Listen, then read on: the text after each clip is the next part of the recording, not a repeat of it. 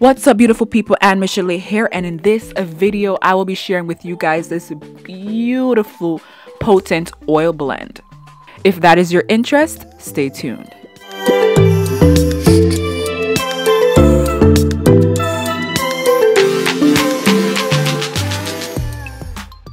Alright, so let's begin. To make this oil blend, you're going to need 3 separate herbs: Amla, Rosemary, and Fenugreek. And I specifically prefer to use the powdered form as opposed to the whole herb form, because the powdered form allows for more surface area to be interacting with the oil, so you get a more potent infusion, as well as it being a lot more cost effective to use powders. And when it comes to the straining process, it's absolutely game changer in terms of easy peasy lemon squeezy. Okay, Amla is very conditioning to the hair. Rosemary gives you that growth property that you want. You want your hair to be growing. Yes, we do want that. And Fenugreek has all the strengthening properties that you can think of. I absolutely love the combination of these 3 herbs together because they just give you a nice balance of each category. I like to use mason jars to make my oil blends because it ensures that once my product is fully made and sealed, there is no moisture getting in that bad boy. Fenugreek is rich in folic acid, vitamin A, and nicotinic acid, which increases the circulation of nutrients to the scalp. Amla is incredibly rich in vitamin C. Vitamin C is that bomb diggity boo antioxidant that helps in creating the structure collagen. It also increases the amount of hair follicles by 97%. That's insane. Imagine, that's more than doubling the amount of hair follicles on your head. I like using rosemary because it improves blood flow to the scalp. It decreases shedding, soothes the scalp, and helps to heal any wounds on the scalp. It also has great antifungal properties. Once I've added my herbs to my mason jar, this is what it looks like. When it comes to my infusions, I personally make sure 1/4 to 1/3 of the jar is just powder so that I can get the best infusion possible. And this will vary based on the size of your mason jar. So if you're using a bigger mason jar, you will need more herbs. If you're using a smaller mason jar, you will need less herb. The first oil that I'll be using today is olive oil. It is one of my go-to game changer oils for my infusion. It's super affordable, very accessible. It has a ton of benefit for the hair and skin and scalp. It soaks up the properties of the herbs very easy. It's a great carrier oil for infusions. And I usually just eyeball the amount because, to be honest, my herbs are already in there. The oil is going to soak up their properties. So as long as I have the herbs that I want in the jar, I know my oil is going to soak it up.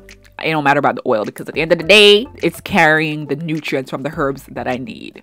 So my second oil of choice is avocado oil. It's rich in many nutrients. It's a heavier oil, so be mindful of that. If you have finer hair, it actually coats my cuticles beautifully, and over time it seeps into my hair because it is a penetrating oil.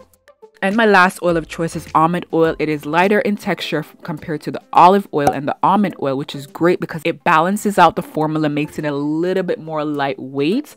All of these oils are penetrating oils, which is what I want. I want these oils to carry the nutrients that they absorbed from the herbs into my skin, scalp, same thing, and my hair. So when it comes to infusing oils, I only use penetrating oils because once they soak up the nutrients, I want them to be able to actually enter into my hair shaft, enter into my scalp, and deliver the nutrients that they are carrying. And the beautiful thing about it is that you're getting both the nutrients of the oil and the lipids and the fats in the oil, along with the nutrients that they soaked up from the herbs. Bomb diggity boo. Love infused oils. And now, as you can see at the bottom of my jar here, the oil has not fully soaked up my herbs, so I always go in with a mixing utensil. You want to make sure you're scraping that bottom of the jar to make sure that all that herb is getting soaked up by the oil, and you just keep mixing until you cannot see any more powder and everything looks like kind of like mud. That's what you want to see, a nice muddy liquid forming with a little bit of, grainy going through. Once you do this, you'll also notice that your oil level has changed because that's just the nature of how this works. The oil level will go down, so you can take whatever oil you choose and top it up, fill the jar all the way up to the top, apply your lid, give it a good shake, and your oil making process is complete. And this is what it looks like after I've completely done that. As my oil is infusing, I store my oils in a cool, dark, dry space. Some people store their oils in a warm, dark, dry place. This is my oil a week later. This is what it looks like after 1 week. Yes, it's in the sun. It's not supposed to be in the sun, but I wanted you guys to see the color of this oil in regular daylight because the color changes based on where you are. But this is what my oil looks like. As you can see at the bottom, all my powder is sitting at the bottom of my jar, and on a day-to-day basis, when I remember, I will go and shake it up, make sure that the particles are suspended in the oil again, just to help with that process. But to be quite frank, sometimes I forget, and that's just the honest truth because life is busy, okay? But if I do know that I'm ready to harvest my oil, I make sure to wait at least 2 days after shaking it to make sure that all the particles have settled to the bottom. I don't use a strainer at all. I just go ahead and open up my container and pour the oil off the top. And that's it. I don't strain the herbs. I don't have patience to do that. I am so sorry. If you want to, you can use cheesecloth. I've done it in the past, but I don't want to. I'm not going to. Here is a comparison with an oil that I let sit for 3 months, which is what I normally do, but I wanted to show you guys the difference and how potent it is. As you can see, that oil is a lot darker. That's an oil that sat for 3 months as opposed to the one that sat for 1 week. And I'm just going to go ahead and add it to this jar. You're going to see the color of this oil actually changes and gets a lot darker. So time does matter. It does matter.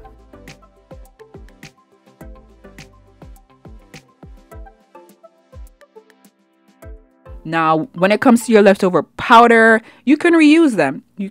I usually only reuse them once if I do reuse them. So what I go ahead and do is just top it up with whatever oil I have on hand again. And I'm just eyeballing it here. I only have a little bit of oils left, and that's what it is. And you can go ahead and shake it up or use a mixing utensil. Once I'm ready to use, I transfer it over to an applicator bottle. And the way I use this oil is I use it for scalp massages. I use it directly on my hair strands. On my wash day, I use it as pre-poo. Sometimes I don't because it's kind of an expensive oil to be using as a pre-poo, but to each their own. I use it during the week to apply some oils to the end of my hair. I use it to make some creams. Like, I be using it. I use this oil for many different things. It is my go-to oil. And that is all for this video. Thank you guys for watching. Comment, like, share, and subscribe. And I absolutely look forward to seeing you in the next one.